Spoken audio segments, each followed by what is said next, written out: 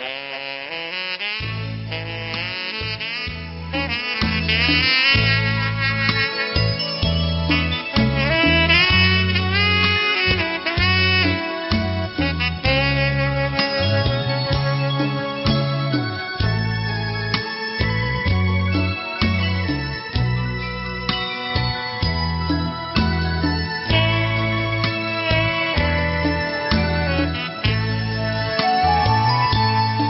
หารพันธะ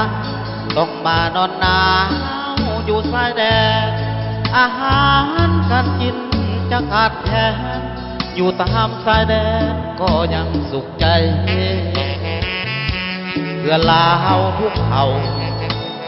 ยอมเอาเลือดเนื้อไทยแลกกับความปลอดภัยเพื่อพื้นแผ่นดินของลาวทหารพันธะต้องคอยอาสาทุกอย่างถึงอยู่ป่าดง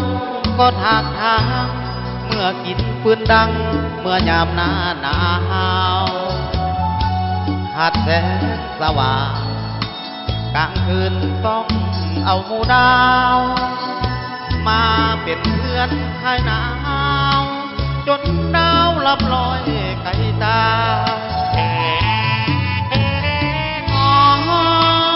คุ้มครองตามถึงยังไงเพื่อนอนคืนใหญ่ต้องอาศัยไม่หมู่ปรึกษาเอาฟ้าเป็นมุงกันยุงเมื่อยามยิดทางเอาสายลมห่มนอนตางหนาวมาก็สุขใจอาหารพันธะต้องคอยอาสาป้องกันชีวิตส่วนตัวบ่สำคัญต้องค้ำประกันชาติให้ปลอดภัยบ่เคยคิดว่าจะขอเอาค่าตอบแทนใดๆพันธะของลูกผู้ชายต้องเป็นทหารเพื่อชาติลาว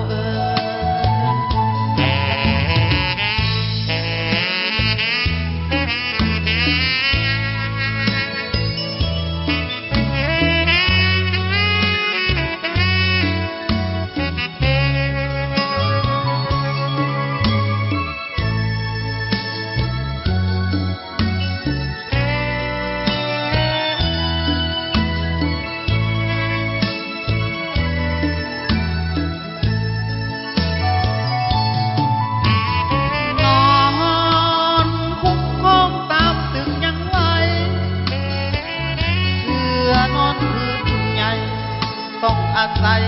ไม่หมู่ปรึกษาเอาฟ้าเป็นมุง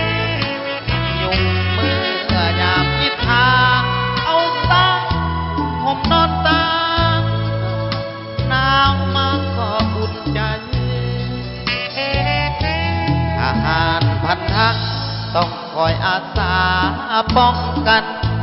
ชีวิตส่วนตัวบ่สำคัญต้องค้ำประกันชาติให้ปลอดภัยบ่เคยคิดว่าจะขอเอาค่าตอบแทนใด